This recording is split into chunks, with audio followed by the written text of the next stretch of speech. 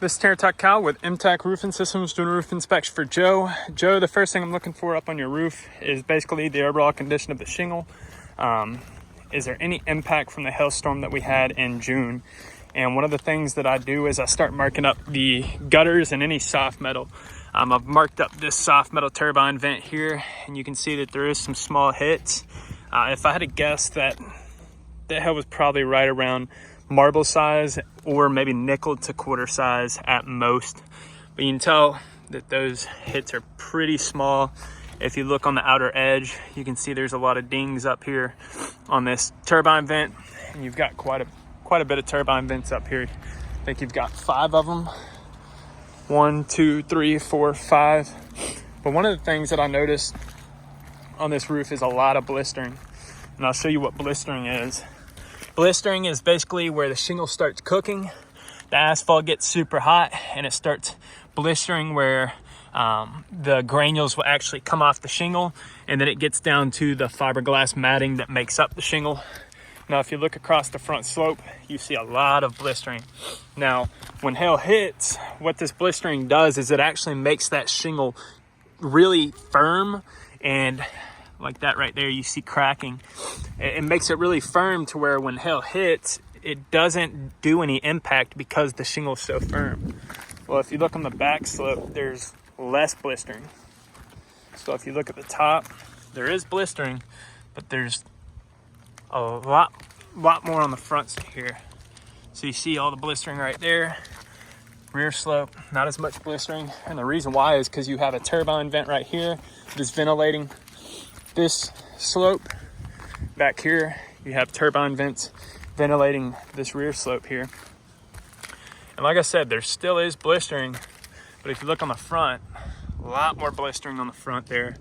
Every single shingle on the front's got blistering, whereas back here, there's a lot less. So one of the things I'm checking for at this point, I haven't seen a whole lot of hail damage, but one thing I have seen is exposed nail heads.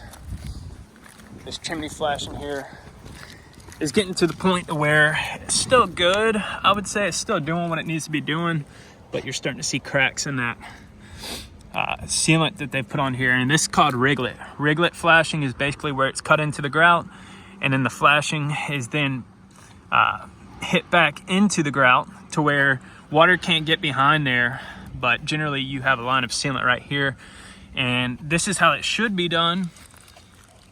Like I said, I don't see any major issues with it other than sealant failure. You start seeing where the sealant's starting to crack right there. There's holes in it right there. And then down here you've got exposed nail heads, but they are sealed, so they're not exposed. Maybe one right there that's starting to rust. This shingle was lifted, I sealed that down. And then back here, you had a crack in the shingle. Now, this doesn't look pretty, but I wanted to go ahead and take care of it because you had a crack in this shingle right here, and there's no rotted decking right here at the moment. But given the fact of what it looked like underneath there, definitely water could get to the felt and then of course start rotting out that decking. So right here, you got 2 satellite clamps. They're not rotted around it just because they are sealed, but I always suggest removing those if they don't need to be here. Then again, these are sealed up, but they're starting to become exposed, just like that. 2 more satellite clamps. Right here, these are sealed up. And then, as far as hail damage goes, I looked on the front slope. The front slope was the main slope I looked at. You got a lot going on right here. But basically what I'm looking for, like stuff like that, you might consider that hail.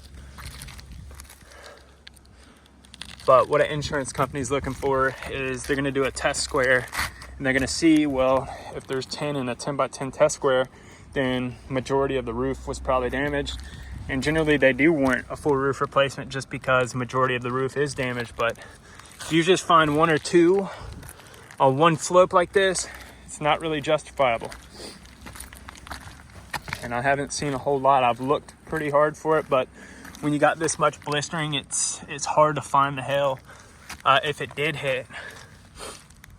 If I looked up here all day, I might find a good amount of spots where hail potentially did damage the shingle, but even like that, that looks like maybe hail hit right there. But it's really hard to say with all the blistering going on, because you look at that and then you look at these right here and they kind of all look the same. The only difference is the blistering generally doesn't have impact, where that is spongy. Blistering is generally not spongy, it's very firm. So Joe, I'll get down, send this video over to you, and we'll go from there. You know, at the end of the day, I think, yeah, I could put together a photo report, but I don't think I have enough proof to justify a full roof replacement. I'll get down, send this video over, and we'll go from there.